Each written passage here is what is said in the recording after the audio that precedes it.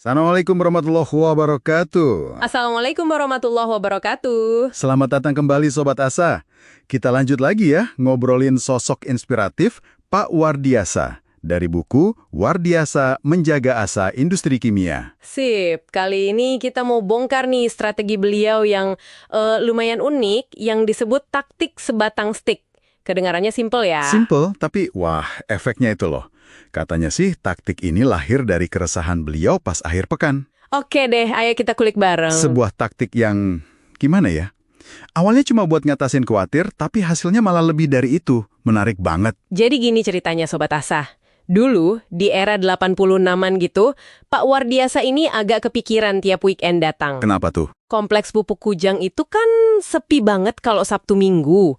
Soalnya Kujang udah pakai sistem 5-2, Sabtu Minggu libur. Nah, waktu itu banyak instansi lain masih 6-1, liburnya minggu doang. Ah, iya. Jadi pada kemana tuh pimpinannya kalau weekend? Nah, itu dia. Banyak yang manfaatin buat ya jalan-jalan ke Bandung atau Jakarta. Nah, itu dia sumber keresahan Pak Wardiasa. Beliau mikir, ini kan pabrik kimia, risikonya tinggi.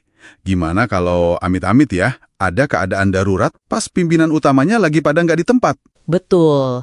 Ini soal kesiagaan, soal tanggung jawab. Krusial banget kan Sobat Asa? Terus, gimana ceritanya sampai ke ide stick golf? Jadi suatu sore gitu, beliau lagi main golf sendirian. Lapangannya Kujang, waktu itu masih 9 hole, dan agak sepi juga. Lagi enak-enak ngayun, stick, tiba-tiba, kling, gitu. Momen ahanya di lapangan golf ya? Iya, kayak dapat ilham gitu aja. Di tengah rumput ijo, nemu solusi buat keresahannya. Kadang ide bagus emang datangnya pas lagi santai ya. Pikiran lagi rileks, malah nemu jalan keluar. Langsung gerak cepet beliau. Dipanggillah semua direksi sama manajer. Pesennya satu. Akhir pekan, kita semua main golf bareng di kompleks. Wah, langsung gitu. Terus gimana reaksinya?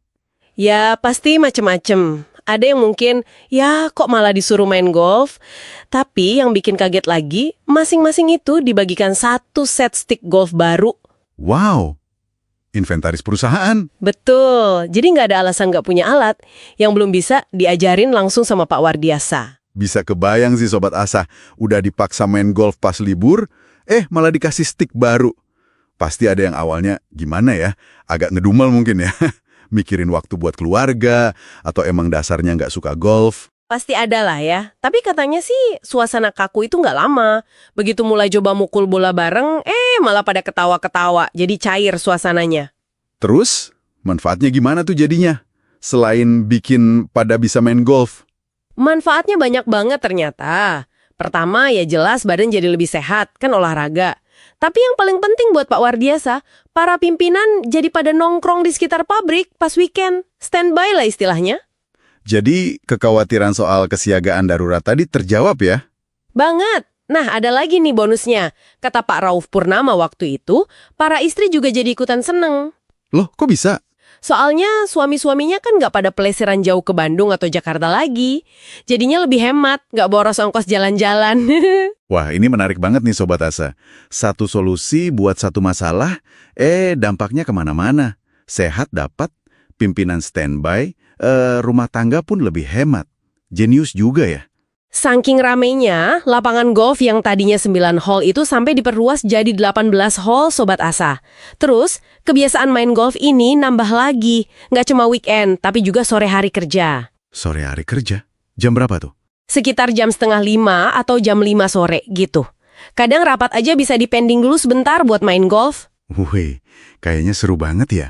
Tapi, jangan-jangan ada udang di balik stick golf nih?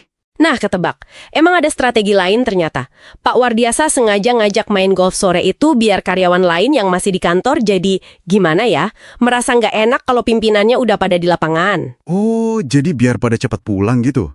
Nggak lembur? Tepat. Jadi ini tuh cara halus buat efisiensi. Kalau karyawan nggak lembur, kan biaya lembur perusahaan jadi berkurang. Cerdik banget kan? Wah, ini insight kedua nih. Aktivitas santai, hobi, bisa jadi alat manajemen yang efektif buat efisiensi. Keren. Belum lagi fungsi lainnya. Lapangan golf itu jadi tempat lobi yang enak banget. Ngundang pejabat kayak Pak Ali Wardana atau calon investor. Ngogal sambil main golf kan lebih rileks ya. Networking jalan terus. Tapi di balik semua strategi itu, sisi humanisnya Pak Wardiasa juga kelihatan ya di lapangan golf. Kelihatan banget, beliau tuh nggak pelit ilmu golf, terus perhatian banget sama Kedi. Ada cerita dari Kedi senior kayak Pak Darsono sama Pak Iba Hermawan. Katanya sering diajak makan bareng, disapa kalau ketemu warga di sekitar lapangan. Bahkan kadang diam-diam dikasih uang tambahan. Hasilnya, ya karyawan jadi seneng kerjanya, tugas juga lancar. Ini insight ketiga nih, pemimpin bisa banget humanis sekaligus strategis. Betul. Jadi nggak cuma golf aja kan yang didukung? Oh, nggak cuma golf, olahraga lain kayak sepak bola, badminton, voli, tenis, semua didukung. Akhirnya, kompleks Kujang itu jadi rame banget pas weekend, nggak sepi lagi. Plus, klaim biaya kesehatan karyawan kabarnya juga jadi turun.